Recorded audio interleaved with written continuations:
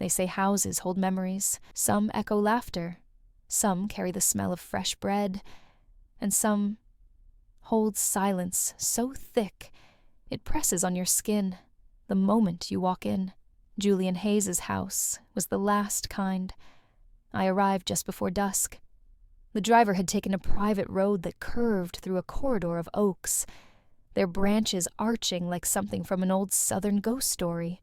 When the car stopped, I stepped out into the cool Vermont air and looked up. It wasn't a mansion, not in the glittering show-off sense. It was an old colonial house, with dark shutters and a wide porch, the kind that once belonged to railroad tycoons and now stood like monuments to grief. Everything about it whispered people used to live here. Then they stopped. The front door opened before I knocked. A man stood there in a crisp white shirt sleeves rolled no smile. Tall, controlled. The kind of face that would make a stranger hesitate to speak at a coffee shop. Julian Hayes. "You're early," he said. I nodded. "By 10 minutes. He stepped aside. "Come in. No small talk. No handshake." The hallway was dim, lined with bookshelves that hadn't been dusted in weeks. There were no family photos. Just oil paintings of boats and trees and cold water. "Your room's upstairs," he said already, walking ahead. "Third door on the left. The twins sleep across the hall." "Ben and Stella Wright?" I asked. He didn't answer. Instead, he turned at the bottom of the stairs and looked at me squarely. "I've gone through 6 nannies in 8 months. They all left by week 2. Some didn't last 72 hours. Let's be honest, children like mine don't warm up. They test. They push. They'll figure you out fast." I studied him. His voice wasn't cruel, just stripped of hope. Like he'd rehearsed this speech a few too many times and no longer expected a response. "I'm not here to win them over in a week," I said. His eyes narrowed slightly, but he didn't challenge me. He just nodded toward a closed door at the end of the hall. "My office. I work from there. I don't expect interruptions unless someone's bleeding or unconscious." Understood. I should have been rattled. But somehow I wasn't. Maybe because I'd already lost things you can't replace. So walking into a house like this felt familiar. Grief recognizes grief. "Dinner's at 6. The kids eat early," he added. "You don't have to join." Would it bother them if I did? That made him pause. "I don't know," he said finally. "No one stayed long enough to ask." He walked into his office without another word. I stood alone in the hallway for a moment, letting the quiet settle. The air smelled like old wood, and something faintly medicinal. I could hear a grandfather clock ticking somewhere. Not loud, just enough to remind me time hadn't stopped here. It only moved very, very slowly. When I reached my room, I found a small twin bed, a worn dresser, and a single window facing the backwoods. No welcome basket. No note. Just a schedule typed in. Times New Roman pinned to the wall. Wake time, 6:45. a.m. breakfast, 7:15. a.m. school. Drop off 7:50. a.m. Pick up 3:10 p.m. Quiet hour 4:00 p.m. Dinner 6:00 p.m. Lights out 8:00 p.m. Beneath it one sentence stood out. No deviation tolerated. I sat on the edge of the bed and exhaled. I'd been a teacher, a wife, a widow. I thought I knew how to navigate pain, how to respect boundaries without disappearing. But this place, it didn't just have rules. It was a rule, solid, unmoving, unwilling. And the man who owned it, he wasn't angry. He was frozen.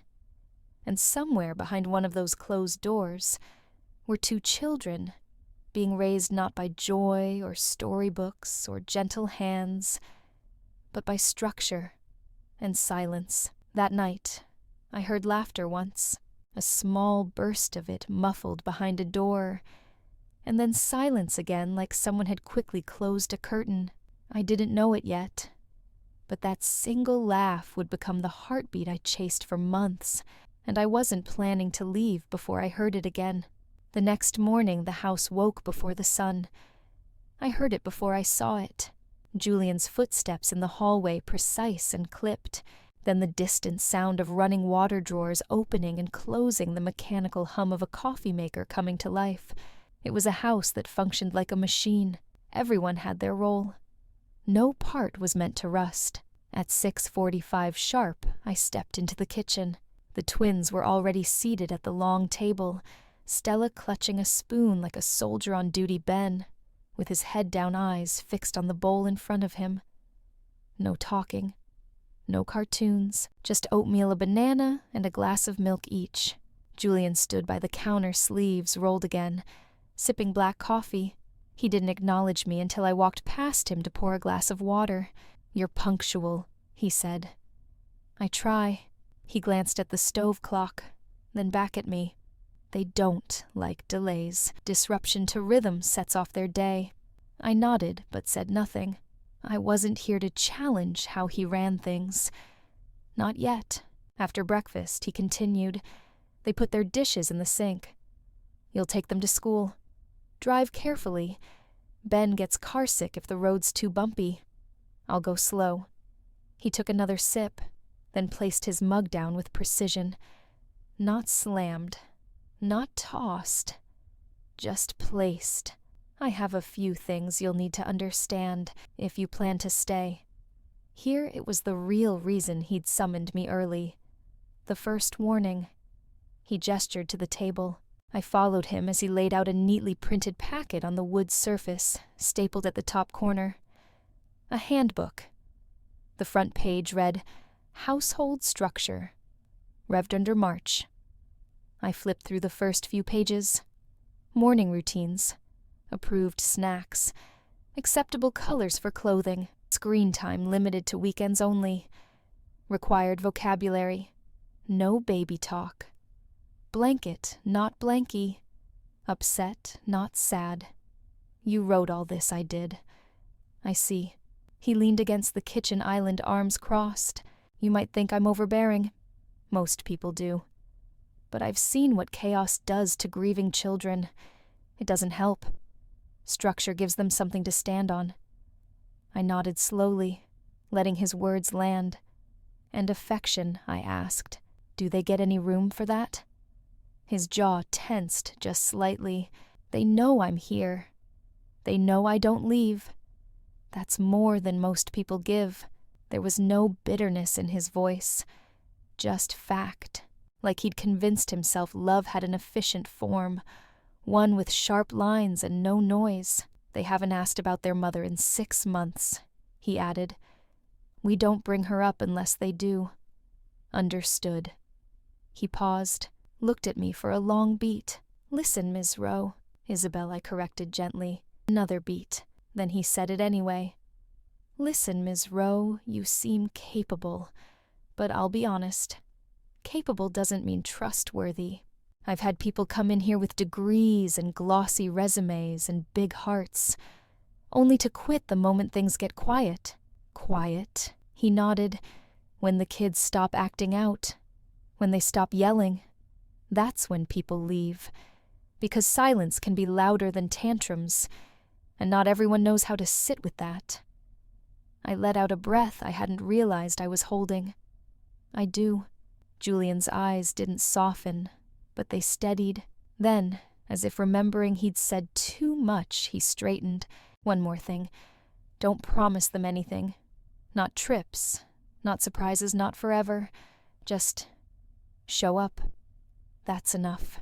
He didn't say it like a guideline. He said it like a plea. Later, as I drove the twins down the winding road to school, I glanced at them through the rearview mirror. Ben was staring out the window. Stella had her arms crossed her little jaw.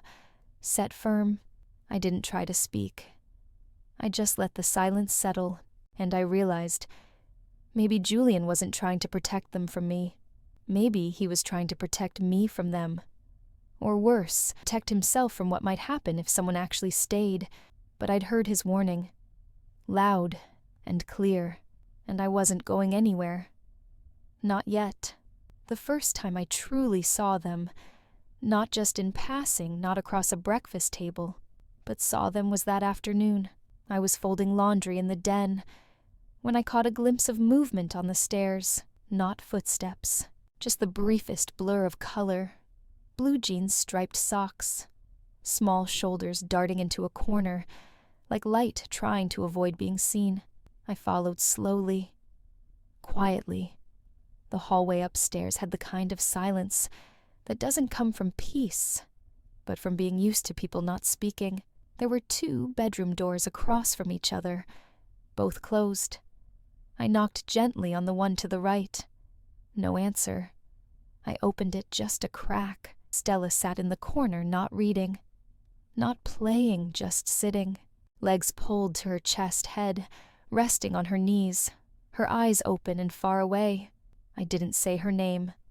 I didn't step in. I simply sat down in the hallway outside her door, leaning against the wall. I made just enough sound for her to know I was there, but not enough to intrude. 10 minutes passed, 15. Then I heard the softest shift of fabric. She was listening. Still, I said nothing. Eventually, I stood up and left a small folded note by the door. It said, I don't know your favorite color yet, but I hope you'll tell me when you're ready. That night, the note was gone. No reply, but gone. And somehow, that felt like progress. Ben was harder. He didn't hide. He didn't lash out. He simply didn't engage. He ate when food was placed. He bathed when told. He put on his coat, his shoes, his backpack. Everything precisely. But his eyes never met mine. Not even once. The day after school drop-off, I asked Julian if I could pick them up alone. He hesitated. They usually walk out together, he said. Don't try to make a scene. They don't like attention. I don't either, I said.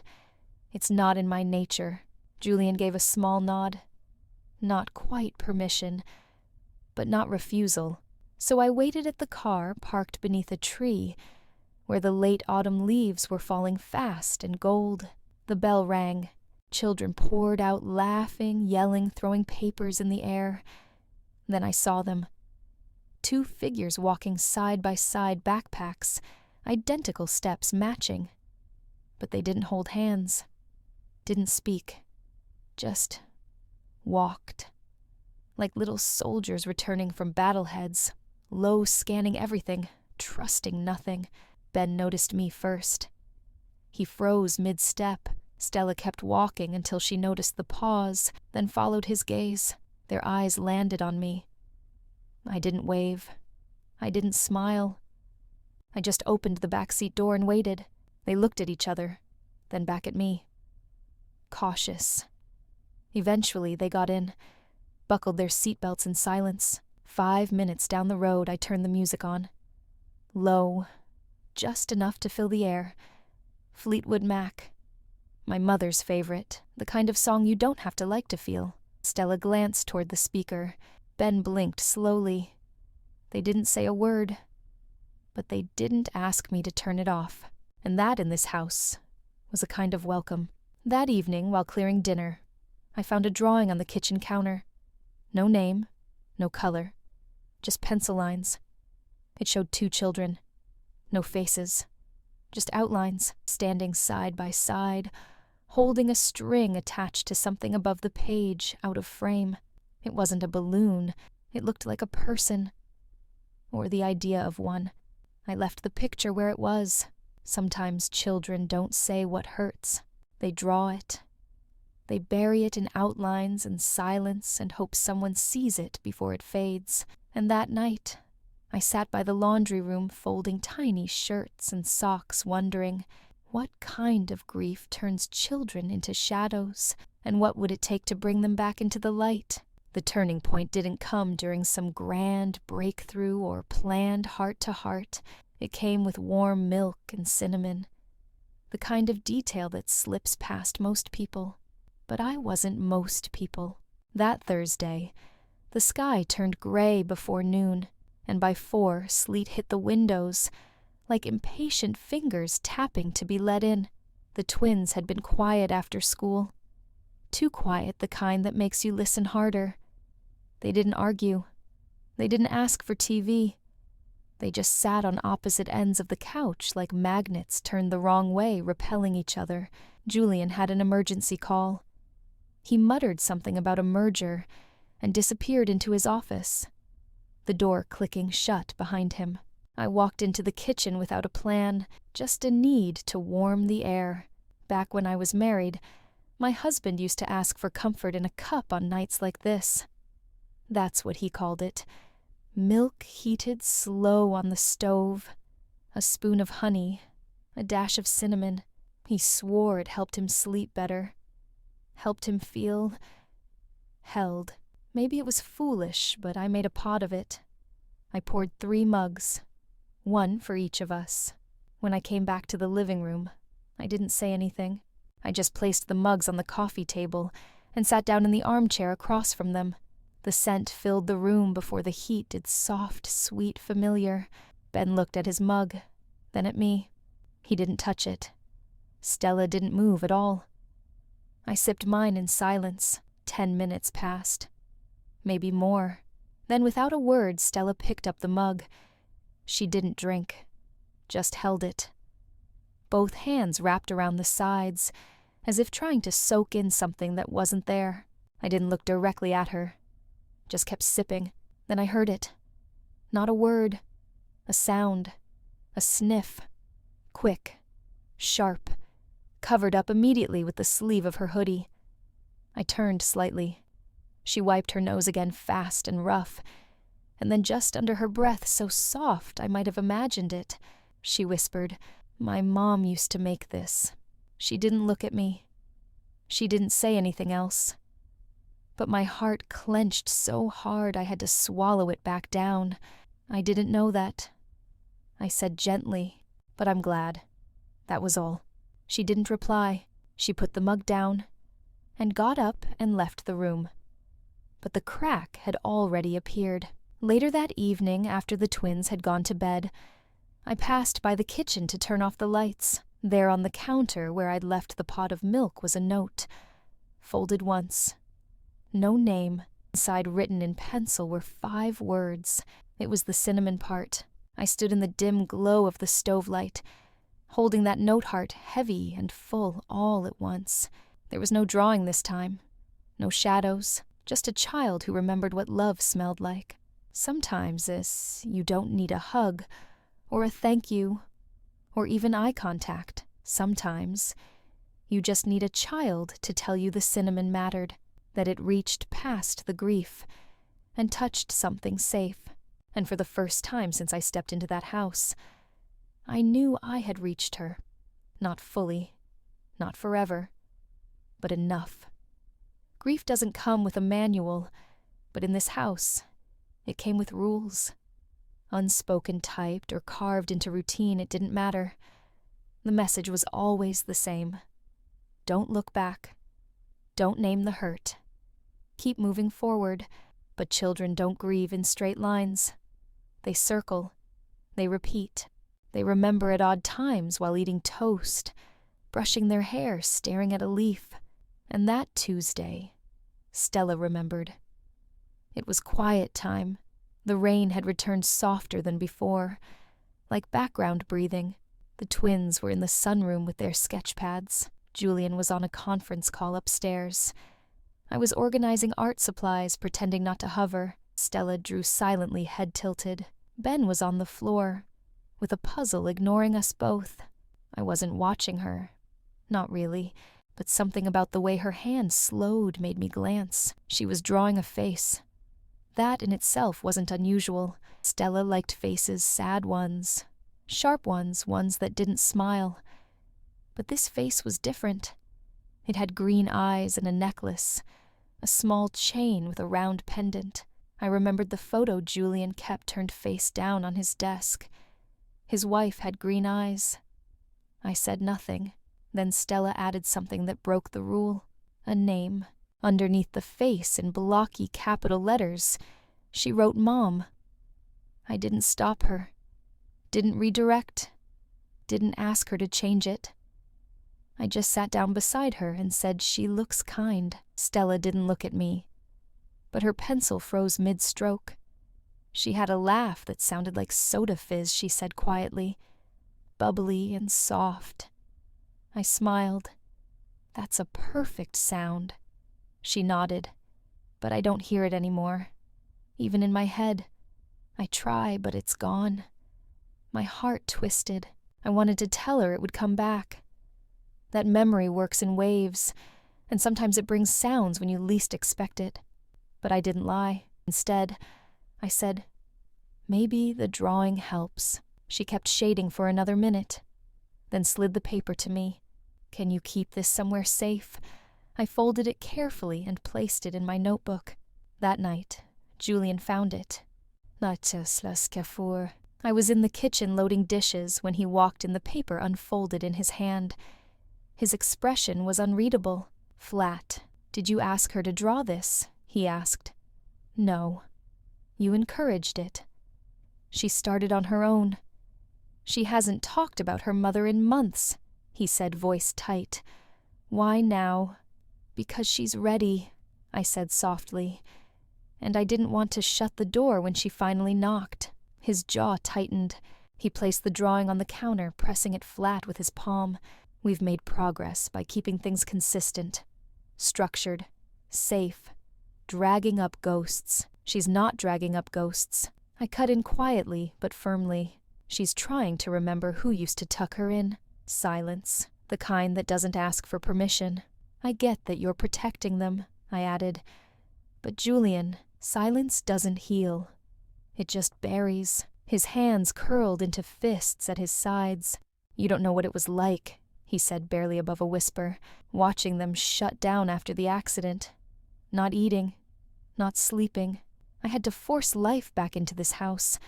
I had to make rules because I couldn't survive the chaos. There it was. Not anger, not even grief, fear. I stepped around the island slow and steady. I'm not here to undo what you've built. I'm just saying, maybe they're strong enough now to feel something again. Maybe that's the next step. He looked at me then. Really looked. And in his eyes, I didn't see a billionaire. I saw a man still wearing a suit of survival 2 sizes too small. He said nothing more. But he didn't take the drawing with him when he left. He let me keep it. And in this house, that was as close to an open door as I'd seen, that night, the rain didn't let up. It tapped against the windows like a steady, tired reminder that some things keep falling no matter how much you want them to stop. The kids were asleep. Stella had clutched my hand for a moment, before drifting off as if to make sure I was real. Ben didn't say anything, but I found one of his toy dinosaurs tucked into my bag, his version of trust. I couldn't sleep, so I made tea. Peppermint. No honey. I stood in the kitchen staring out into the dark yard when I heard footsteps, slow ones. Julian. He didn't look surprised to see me there. Just nodded and reached for a glass. Didn't mean to wake you, he said. You didn't. Silence stretched between us thick, but not uncomfortable. He leaned against the counter, both hands around the glass eyes on nothing. Then finally he spoke. Not to me exactly, just into the space between us. She loved cinnamon. I didn't have to ask who she was. She'd make those ridiculous cookies every year at Christmas, always burned the edges. But the kids still called them perfect. His voice didn't crack. It didn't tremble, but it had that brittle quality like ice underfoot. I waited. She used to say grief doesn't make appointments, he went on. It shows up when it wants. Doesn't care if you're in a meeting or trying to sleep or trying to keep your kids from falling apart. I nodded slowly. She was right. He looked at me then. Really looked. I don't know how to do this, he said. Any of it. I know numbers, deadlines, logistics, but parenting grief, I feel like I'm holding the walls up with my bare hands, and every time someone new walks in, I'm terrified they'll touch the wrong beam. His words weren't elegant. They didn't need to be. They were honest, Julian. I said gently, holding up walls isn't the same as building a home. He exhaled through his nose.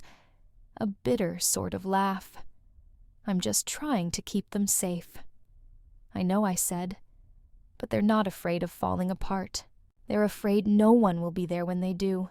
The silence that followed wasn't cold this time. It was careful, deliberate. I used to think, he said after a long pause, that if I kept everything controlled, no one else would leave. He looked away. But people still leave. Even when you try to do everything right. That was the closest he'd come to saying her name, to saying he missed her, to saying he was scared. He finished his water and set the glass down precise as ever. I'm not asking you to fix anything, he said. Just don't make promises you can't keep. I won't, I said, but I'll keep the ones I do make. He nodded once, then turned, walked halfway down the hall and stopped. Without turning around, he said quietly, "They asked for you at bedtime. Both of them." My heart tightened. They haven't done that in a long time. And then he was gone, back into the shadows of the hallway, where grief still lined the walls, like wallpaper no one wanted to remove. But he'd spoken. Not much, not everything, but enough. Sometimes a father's silence isn't anger or absence. Sometimes it's just a man waiting to be sure his world won't shatter if he lets go of control. And tonight, he let go just a little. Just enough. I didn't try to change the house. I didn't bring in bright rugs or hang cheerful posters or rearrange furniture to make it feel more like home. Because it wasn't mine. It was theirs. And the truth is, healing doesn't always arrive with fanfare. Sometimes it tiptoes in through repetition. Quiet, steady acts that whisper, "I see you. I'm still here." So I started folding their socks a certain way, the way their mother probably did, rolling them into little cotton balls instead of folding them flat. Stella noticed, but didn't say anything. She just started putting them in the drawer without unrolling them. I began leaving a fresh towel folded on the radiator before their bath, not because they asked, but because I remembered what it felt like to be wrapped in something warm after a cold day. Ben used to ignore it. Then, one evening, he clutched the towel to his chest and stood there for a moment longer before drying off. It was small, but I saw it. Some mornings, I left a sticky note on the fridge. Just a drawing. A cat in a sweater, a pancake stack with eyes, a little ghost saying boo. They never responded. But one day, my ghost drawing came back with a cape and a speech bubble.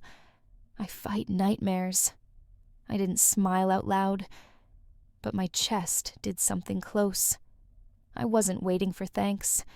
I wasn't trying to be their mother. I was just there. And sometimes that was enough. Oh, Julian noticed, not at first, not in words, but in the way he'd pause when walking past the kitchen, watching me stir oatmeal like it was a sacred ritual, in the way he stood at the bottom of the stairs a beat longer when he heard Ben's laugh quiet low, but unmistakable. He still didn't interfere, still didn't soften much, but he started leaving small signs. One morning, I found the handbook, the infamous household structure binder, sitting open on the counter. A sticky note attached snack options. Add banana bread I didn't write back. I just made banana bread the next day. He ate 2 slices. There was no laughter in that house yet. Not fully. But there were signs that grief, while still present, was no longer running the whole show. Stella left her sketchbook open on purpose. Ben started humming under his breath while brushing his teeth. And one night, I heard something that made me stop cold in the hallway. It wasn't a song. It wasn't even clear. Just a sound. A giggle. From Stella's room. Quick. Half-formed.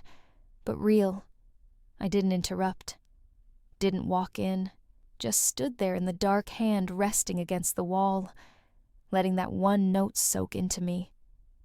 Because in this house, laughter wasn't noise. It was survival. I didn't know if Julian heard it too. But the next morning, The dishwasher was already half unloaded when I came downstairs, and beside the coffee pot was a mug with a post-it stuck to the handle. No drawing, no flourish, just 2 words scrawled in his sharp, slanted handwriting. Thank you. I stared at it for a long time, not because I needed the gratitude, but because I knew how hard it must have been for him to write it. Sometimes it's not the big apologies or the emotional declarations that shift things. Sometimes it's a single note on a mug that tells you you're no longer walking through someone else's silence alone. Some moments don't announce themselves. They arrive in plain paper. That Friday morning was cold, the kind of cold that settles in your bones before you even step outside. The twins had gone through their routine like clockwork, brushing teeth, tying shoes, saying nothing. But Ben's cough had a rattle to it. Not alarming, just enough to make me check the hallway thermostat twice and fold his scarf a little tighter. I remembered he liked the dark green one, the one at the back of the closet tucked under a pile of unworn hats. It was softer than the others, a little worn at the edges. As I looped it around his neck, he didn't flinch. He didn't meet my eyes either, just stood still. I tugged gently at the end to adjust it. There you go. You look like you're ready to wrestle the wind. He gave the faintest curve of a lip. Almost a smile. Almost. The school day passed as usual. Julian buried himself in meetings. Stella came home with smudged drawings and a note from her teacher about participation improving. Ben said nothing. That night after dinner, I went upstairs to fold laundry. The twins were in their rooms. Julian was still in his office door, half-cracked a legal pad balanced on his knee. I entered my room and stopped. There on top of my pillow was a folded index card. Ben's handwriting was small, neat, and all capital letters. Thank you for the green scarf. Mom had one just like it. I think hers smelled like cookies. This one smells like soap. That's okay. I sat down on the bed holding the card with both hands. It wasn't the words themselves that got me. It was the structure, the way he said it. Simple, honest, grateful. It was the first time he'd acknowledged me without being asked. And more than that, it was the first time he'd said her out loud. Not Mom, like a name from a storybook, but Mom, as someone who lived here. Someone who wore scarves, someone whose memory smelled like cookies. I let the quiet fill the room. This wasn't just a thank you.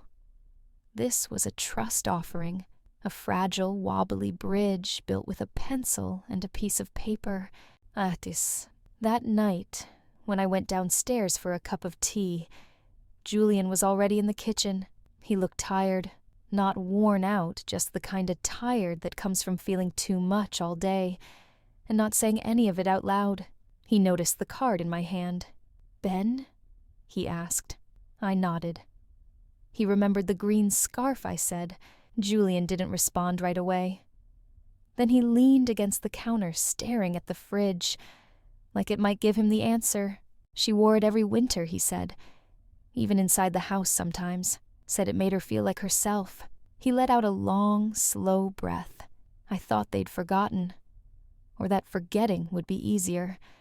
I shook my head. Remembering isn't what hurts. It's pretending they shouldn't. He didn't reply, but I saw something shift in his shoulders, a slight release, like a man learning he didn't have to keep the door bolted forever. Before going to bed, I placed Ben's note in the top drawer of my nightstand.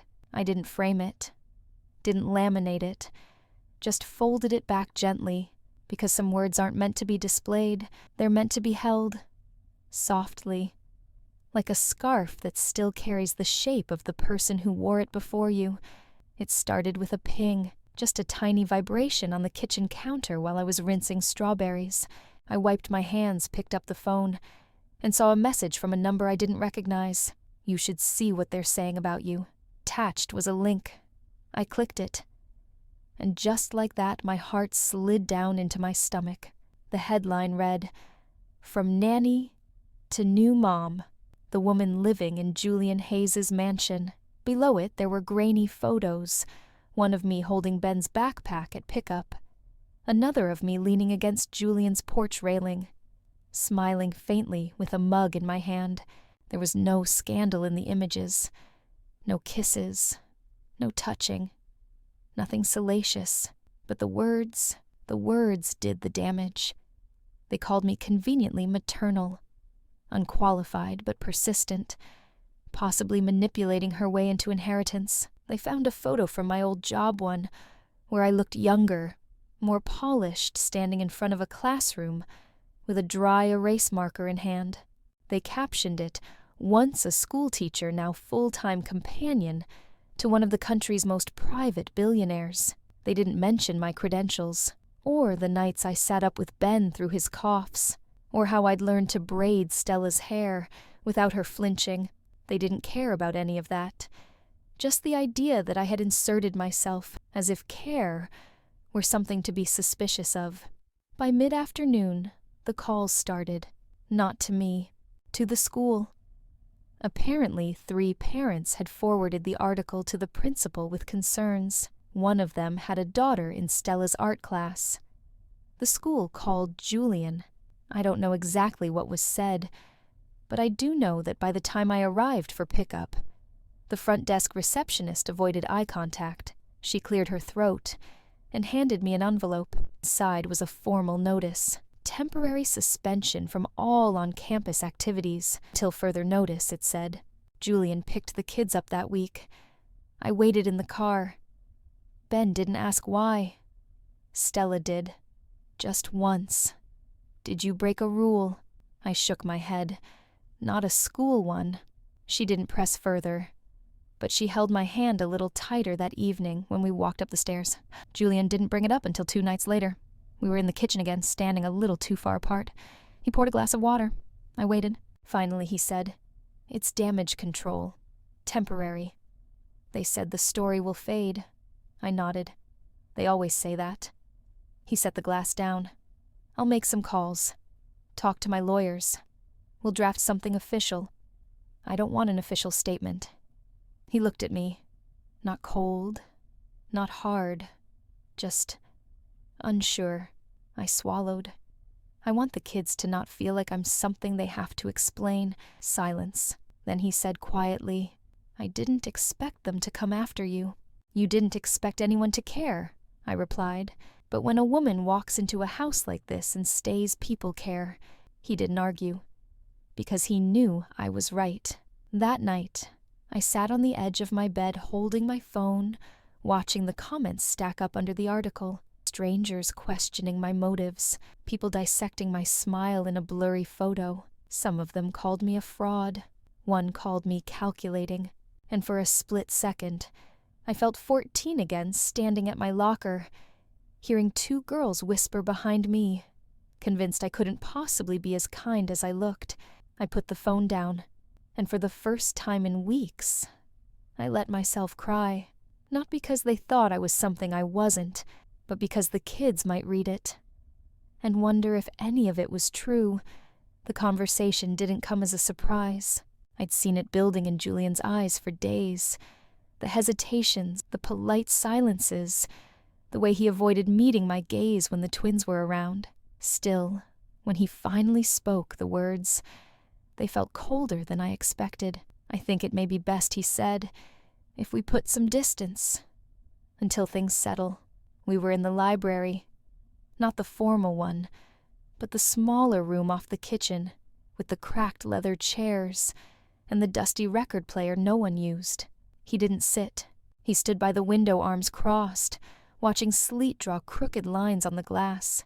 "I know you've done nothing wrong," he added, "but the noise out there, it's getting too loud. And the kids?" He stopped. I waited for him to finish. He didn't. So I said it for him. "You think I'm becoming a liability." He winced. "I think you deserve peace. And they deserve privacy." I didn't argue. Because it wasn't a lie. But it wasn't the whole truth either. He wasn't protecting me from the world. He was protecting himself from needing me too much. That night, I pulled out my suitcase. I didn't rush. I folded everything slowly, like it mattered how the fabric rested inside. I didn't want to look like I was fleeing, even if part of me was. I didn't pack everything, just enough to make it seem like I might come back, just enough to pretend I had control. The house was quiet. Stella had gone to bed with her sketch pad. Ben hadn't spoken since dinner. Julian hadn't come downstairs. I sat on the bed staring at the case, the zipper halfway closed.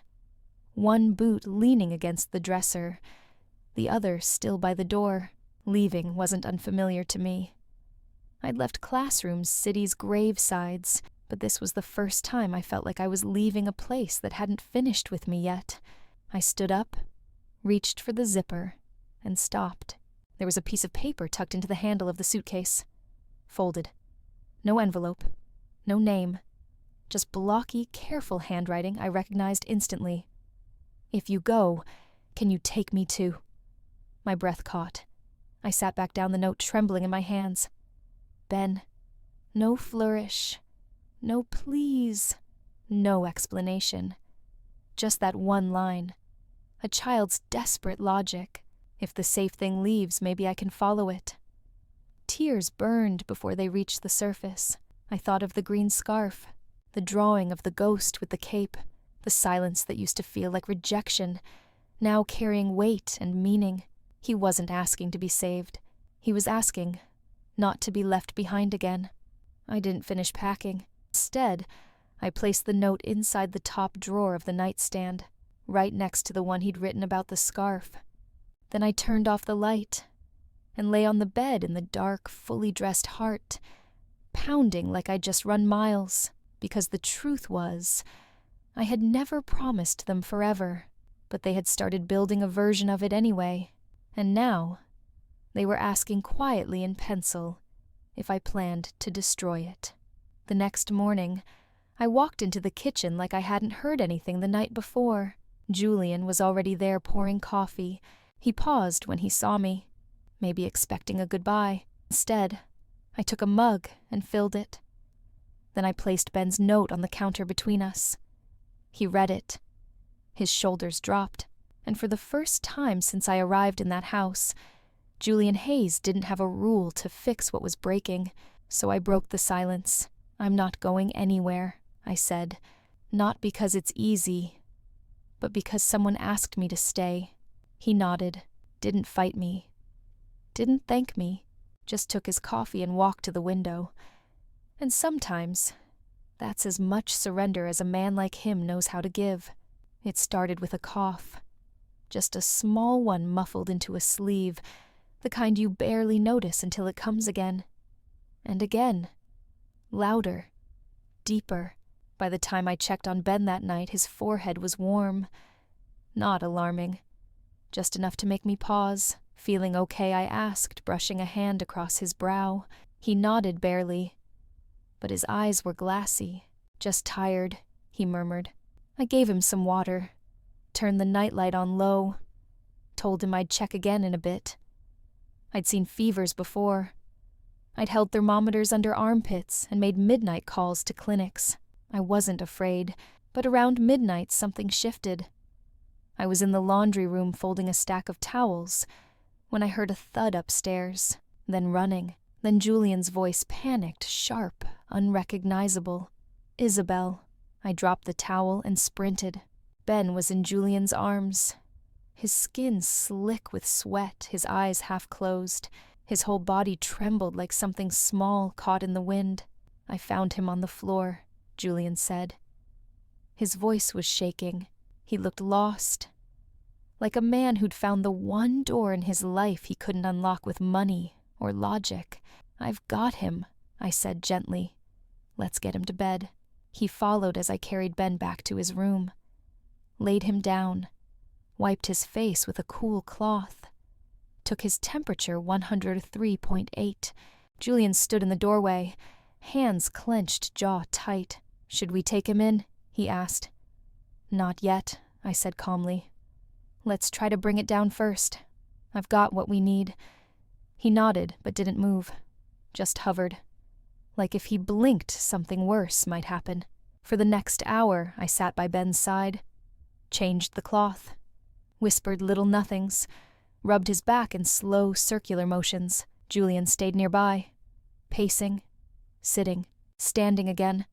At one point he tried to speak, then didn't, just reached out and touched Ben's foot as if making sure he was still real. At 2:13 a.m., Ben opened his eyes.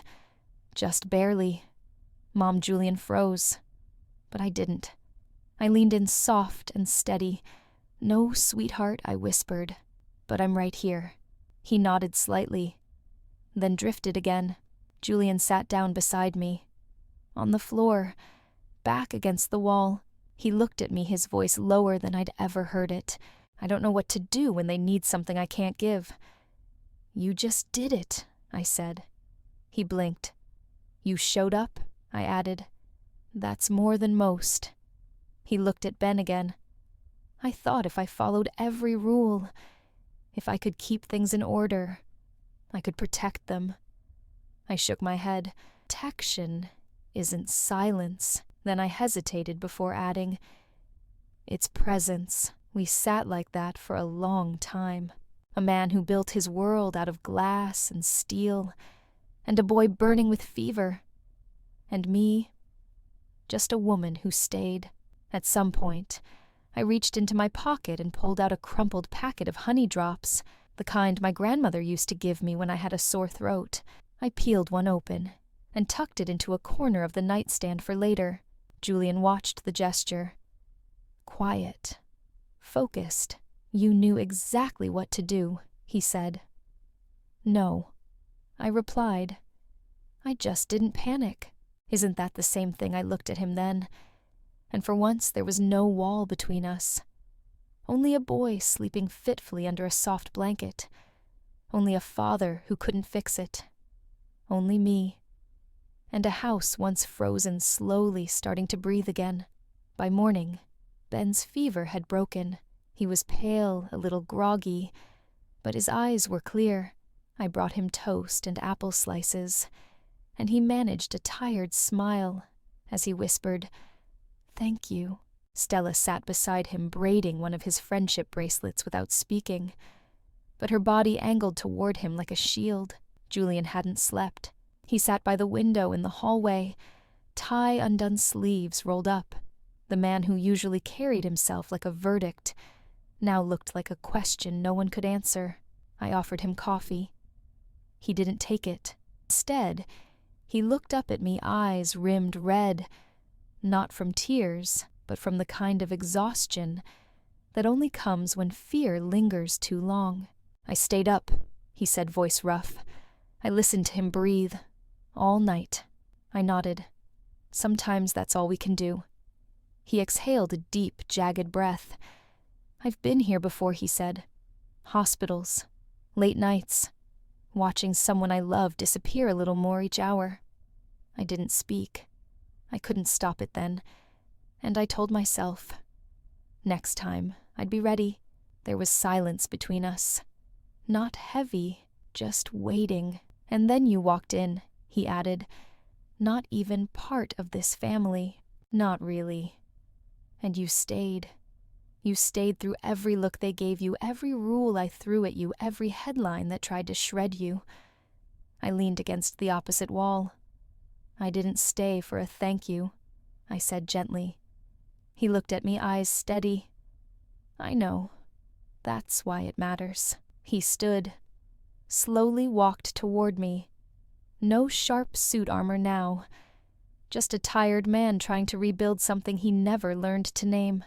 I told myself I didn't need anyone, he said. That needing was weakness. That depending on someone only ends one way. And now his throat bobbed. He didn't blink. "I need you," he said. "Not because of the kids. Not because you fixed anything. But because for the first time in this house, there's warmth. There's laughter again. There's hope." I wanted to say something, I really did, but nothing felt true enough. So I waited. Then he said the words I never expected from him. "Please, don't go." They weren't polished. They weren't wrapped in romance or apology. They were raw, real, and they split me open, because I knew how much it cost him to say them. This wasn't a man used to asking. He was used to commanding, expecting, controlling. But this was vulnerability. He looked away then as if he couldn't bear to see my face, but I didn't let him. I stepped closer, close enough to hear the tremble in his breath. "I'm not going anywhere," I whispered. "Not unless I'm pushed." He looked at me then, and something cracked open in him. Not dramatic, not loud, but enough. For the first time since I arrived in that cold mansion, I saw Julian not as the billionaire, or the man with rules. I saw the boy who'd once stood at someone's bedside helpless, the man who'd sealed his heart with silence, and now, finally, the father who didn't want to lose someone again. There's a spot on the refrigerator just above the ice dispenser where the stainless steel is faintly scratched. You'd only notice it if you looked closely, like something had once been taped there, removed then forgotten. That's where Stella decided to put the drawing. She didn't ask. Just walked into the kitchen one morning, climbed up on a chair, and stuck it on with a magnet shaped like a strawberry. When I passed by later with a basket of laundry, it stopped me in my tracks. 4 stick figures hand-drawn with uneven crayon lines, one tall, 2 small one, in a dress that could have been a cape or an apron, hard to tell. Above them, written in bright purple marker in a child's careful scrawl, was a single word: home. I stared at it longer than I meant to. It wasn't just the picture, it was what it meant. Stella didn't draw much, not unless prompted, and never about her family. That had been an unspoken rule in the house, just like don't bring up Mom and don't touch the study. But now, here it was, out in the open, taped to the coldest surface in the house, defying every wall that had been built with silence. Later that day, I found Stella in the living room coloring with Ben. They were quiet, but comfortably so. She didn't look up when I sat beside her. "I saw your picture," I said softly. She shrugged. "It's just crayons, maybe. But it says a lot." Ben leaned in. "Did you see I made Dad's hair spiky?" I smiled. "I did. Very accurate." Stella glanced sideways. "It's okay, right?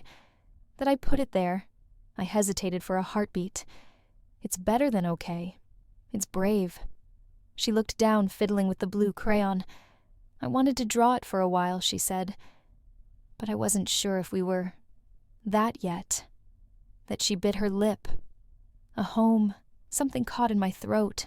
It's not a place," I told her. "It's how people make you feel." She looked at me, eyes thoughtful. "You make it feel like one." I didn't know what to say to that, so I squeezed her hand. That evening, Julian came into the kitchen while I was washing dishes. He moved differently now. Not stiff, not rushed. He paused by the fridge, saw the drawing, and just stood there. His back was to me, but I could hear the breath leave his body. "She put it up this morning," I said. He nodded, once eyes fixed on the picture. "She's never drawn us before." "No," I agreed. She hadn't. Julian was quiet for a long time. Then he said almost to himself, "I used to think love was a risk I couldn't afford, that it made people fragile." He turned to me, voice low. "But now I wonder if not loving made me weaker." I dried my hands on a towel and leaned beside him. "She's watching you, you know. Both of them are. I know. They don't need you to be perfect. Just present." He looked back at the picture again. "I'm trying," and I believed him. Because you can't fake this kind of effort. You can't fake the way he tucked Ben in now, even when he thought no one was looking, or the way he asked Stella about her books, even when he clearly didn't understand a word of them. You can't fake the weight of a single word drawn in purple crayon home. The next morning, I found a small folded note slipped under my bedroom door. Just one line written in Julian's handwriting, slanted, deliberate, vulnerable. "Dinner tonight. All 4 of us. No schedule attached. No agenda. Just an invitation." And in that moment, I knew. The rules were changing. Not because someone broke them, but because someone had made room for something stronger. The casserole was in the oven. Ben was setting the table forks a little crooked, but with such care. I didn't dare straighten them. Stella was folding napkins into triangle shapes, a skill she'd decided to master after watching a hotel documentary. Julian was watching all of it, like he was afraid to blink and break the spell. We didn't say it out loud, but this was the first real family dinner. No tutors, no staff, no hired chefs, just us. I glanced across the table as Julian helped Stella adjust her chair. His shirt sleeves were rolled-up hair, slightly tousled from letting Ben style it earlier.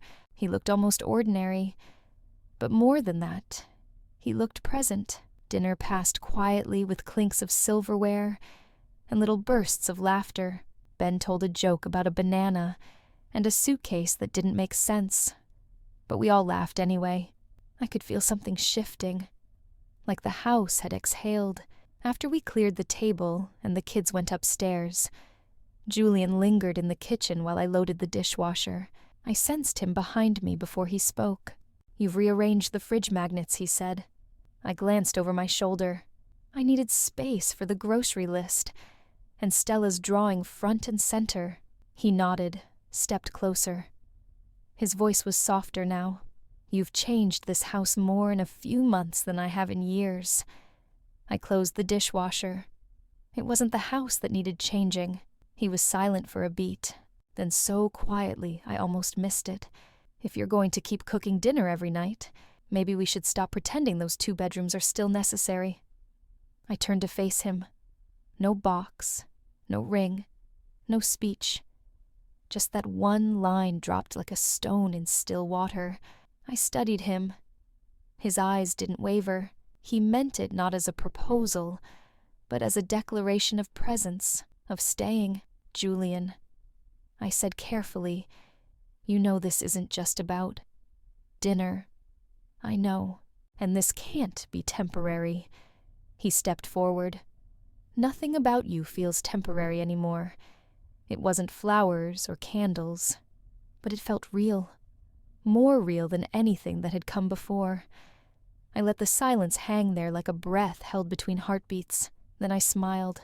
"Well, if I'm moving rooms, I'm picking the one with the bigger closet." He chuckled, a quiet, genuine sound that still surprised me every time it happened. "Deal." We didn't kiss. We didn't need to.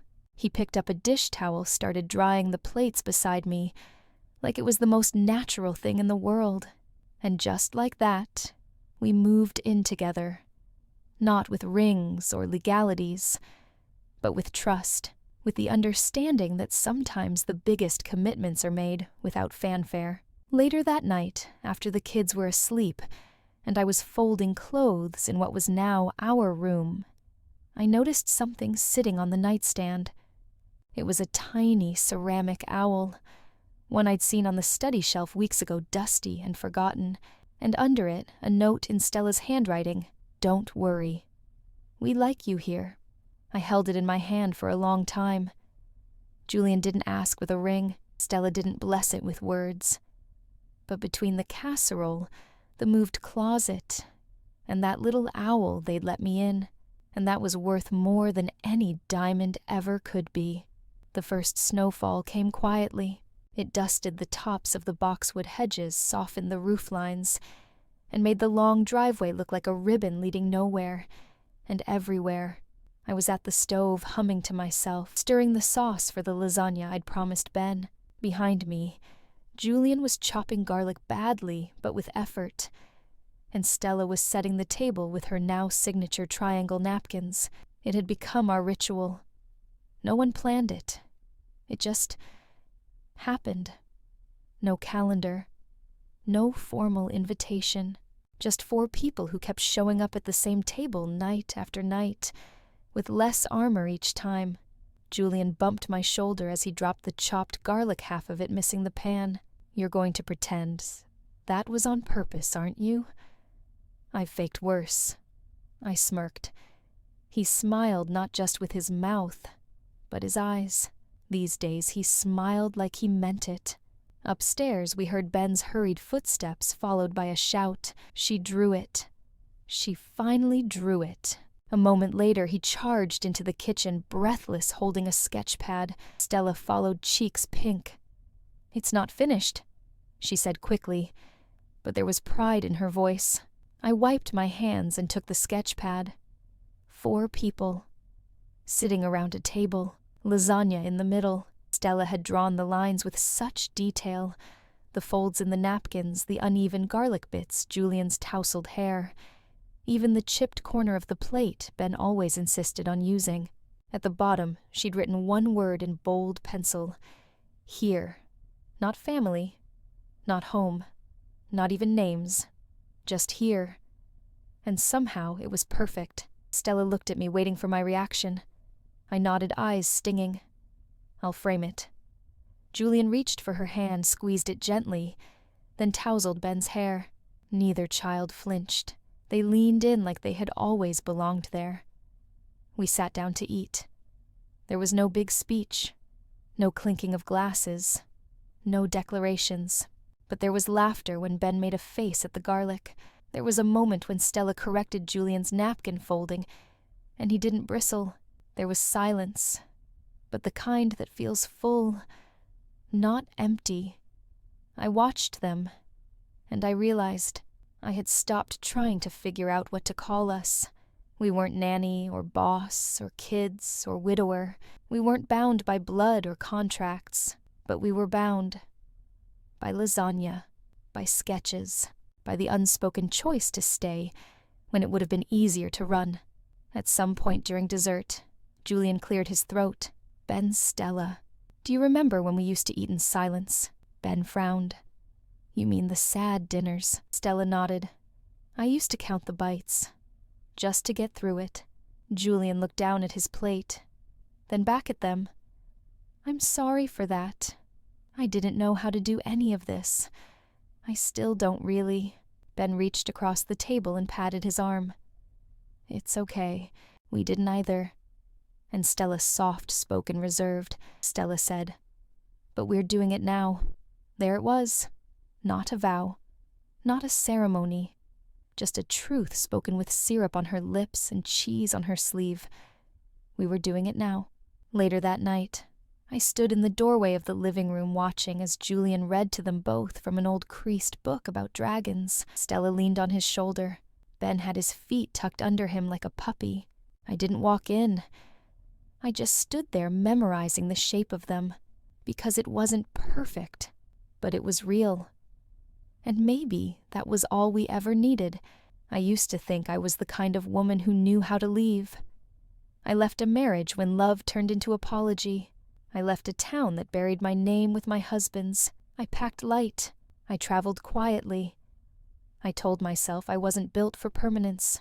So when I first stepped into Julian's house, with its cold tile tight rules, and children who looked at me like I was smoke, I told myself I was just passing through. I'd stay until it got too hard, till they asked me to go, till I had a reason. But no one ever asked me to go. And somehow I never found the reason. It wasn't a grand decision. No ring, no promise, no formal job change. One day I just stopped checking the calendar. I stopped counting the days left, stopped bracing for rejection, stopped packing inside my head. Instead, I found myself worrying whether Ben had enough clean socks. I learned which drawer Stella kept her sketch pads in. I started cutting garlic, the way Julian liked, sloppily, but with heart. And slowly I realized I wasn't staying for the children. I wasn't staying for Julian.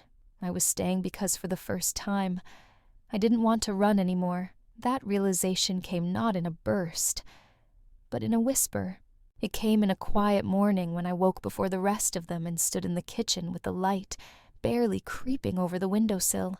The coffee brewed, the house was still, and I felt not lost.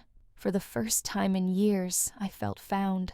Julian walked in, hair a mess, half asleep, scratching his jaw. He said, "You're up early." I just smiled. "So are you." We didn't say much else. He poured a second cup of coffee, mine exactly the way I took it, and handed it to me without asking.